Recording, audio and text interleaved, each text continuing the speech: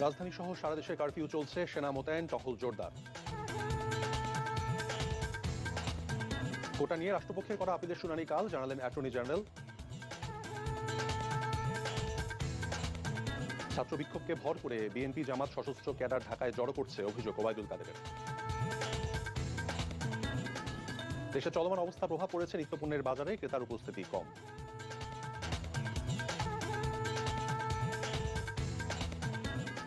আসসালামু আলাইকুম, আমি তৌফিক হোসেন, স্বাগত জানাচ্ছি এনটিভির দেশের খবরে। ক্রাউন 7 শিরোনাম দেখছিলেন, এবার বলছি পুরো খবর। কারফিউ জারি ও সেনা মোতায়েনের পরে সকাল থেকে পুরো রাজধানী জুড়ে বিরাজ করছে থমথমে পরিবেশ। তবে দুপুর 12টার পরে 2 ঘন্টার জন্য কারফিউ শিথিল করলে বিভিন্ন স্থানে কিছু লোক বের হতে দেখা যায়।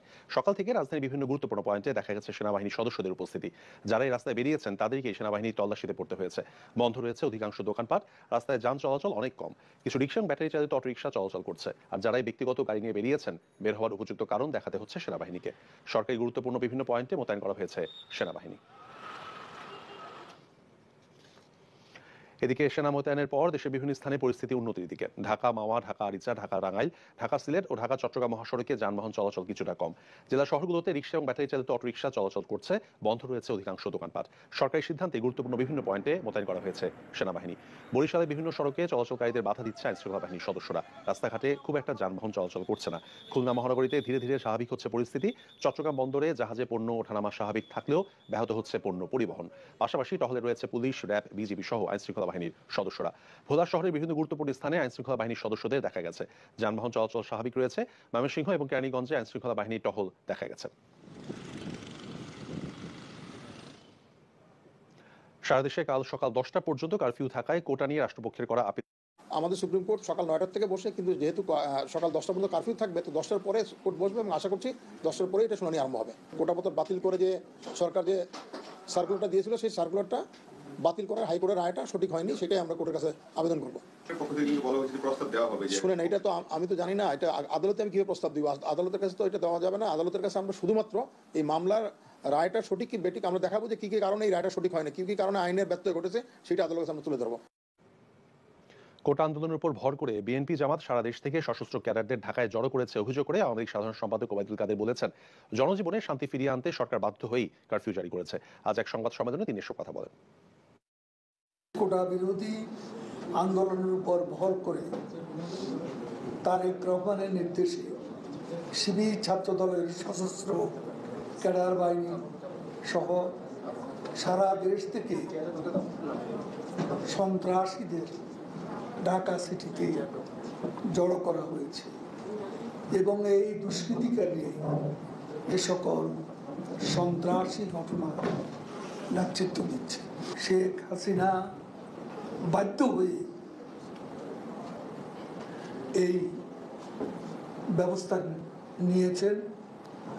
আমরা দেশবাসীকে ধৈর্য ধরে সরকারের প্রশাসনকে সার্বিকভাবে সহযোগিতা করার জন্য অনুরোধ জানাব। কোটা সংস্কার আন্দোলনে নিহতের ঘটনার দায়ীদের বিচার দাবি এবং সব মিলিয়ে ন্যূনতম 5% কোটা সহ 8 দফা দাবি জানিয়েছে বৈষম্য বিরোধী ছাত্র আন্দোলন। দাবি পূরণ ছাড়া সরকারের সাথে কোনো ধরনের সংলাপ হবে না বলেও জানান তারা। আইনমন্ত্রী আনিসুল হক, শিক্ষামন্ত্রী মহিবুল হাসান চৌধুরী নফেল, তথ্য প্রতিমন্ত্রীর সাথে দেখা করে এসব দাবি জানান তারা। পরে তাদের দাবি মেনে নেওয়ার আশ্বাস দেন আইনমন্ত্রী। রিপোর্ট করছেন কায়কোবাদ মাহমুদ। কোটা সংস্কারের দাবিতে শিক্ষার্থীদের শান্তিপূর্ণ আন্দোলন গত কয়েকদিনে সহিংসতা আর সংঘর্ষের রূপ নেয়। উদ্ভূত পরিস্থিতিতে শুক্রবার রাতে রাষ্ট্রীয় অতিথি ভবন পদ্মায় যান বৈষম্য বিরোধী ছাত্র আন্দোলনের 3 সমন্বয়ক। সরকারের প্রতিনিধির কাছে তুলে ধরেন তাদের দাবি। পরে সমন্বয়ক সার্জিস আলম, হাসনাত আবদুল্লাহ ও হাসিব আল ইসলাম গণমাধ্যমকে জানান, ইন্টারনেট সমস্যার কারণে তাদের দাবির কথা দেশবাসীকে জানাতে পারছিলেন না। আর এসব কথা জানাতেই তারা সরকারের মন্ত্রীদের সাথে দেখা করেছেন। আইন শৃঙ্খলা বাহিনী সহ যারা দায়ী ব্যক্তি, যারা আমাদের ভাইদের হত্যা করেছে, তাদের বিরুদ্ধে মামলা দায়ের করতে হবে, তাদেরকে গ্রেফতার ও দ্রুত সময়ে বিচার করতে হবে। শহীদ ভাইদের পরিবারকে আর্থিক সহযোগিতা, মাসিক ভাতা ও পিতামাতার মতামতের ভিত্তিতে পরিবারের একজন সদস্যকে চাকরির নিশ্চয়তা দিতে হবে। 2 নম্বর দাবি, ছাত্রলীগকে উস্কে দেওয়ার জন্য এবং আইন শৃঙ্খলা বাহিনীকে ও পিতামাতার মতামতের ভিত্তিতে পরিবারের একজন সদস্যকে চাকরির নিশ্চয়তা দিতে হবে। 2 নম্বর দাবি, ছাত্রলীগকে উস্কে দেওয়ার জন্য এবং আইন শৃঙ্খলা বাহিনীকে হামলার নির্দেশনার জন্য তদন্ত সাপেক্ষে সরকারের সংশ্লিষ্ট ব্যক্তিকে বিচারের আওতায় আনতে হবে। 3. বিশ্ববিদ্যালয়ের আবাসিক হলগুলোতে প্রশাসনিকভাবে সিট বরাদ্দ দিতে হবে, সন্ত্রাসী কার্যক্রম বন্ধ করতে হবে এবং ছাত্র সংসদ চালু করতে হবে। 4. সকল বিশ্ববিদ্যালয় থেকে আইন শৃঙ্খলা রক্ষাকারী বাহিনীকে অপসারণ করে বিশ্ববিদ্যালয়ে সাধারণ শিক্ষার্থীদের জন্য নিরাপত্তা নিশ্চিত করে আবাসিক হলগুলো খুলে দিতে হবে। ছাত্রলীগ এবং যুবলীগের নেতৃত্বে যারা ঢাকা বিশ্ববিদ্যালয় সহ দেশের বিভিন্ন শিক্ষা প্রতিষ্ঠানে সাধারণ শিক্ষার্থীদের উপর অতর্কিত হামলা ও নৃশংসতা চালিয়েছে তাদের দ্রুত বিচারের আওতায় নিয়ে আসতে হবে। 6. যে সকল বিশ্ববিদ্যালয়ের প্রশাসনের নীরব ভূমিকার কারণে শিক্ষার্থীদের উপর হামলা হয়েছে সেই সব বিশ্ববিদ্যালয়ের ভিসি ও প্রক্টরকে পদত্যাগ করতে হবে। দায়েরকৃত সকল মামলা প্রত্যাহার করতে হবে। 8.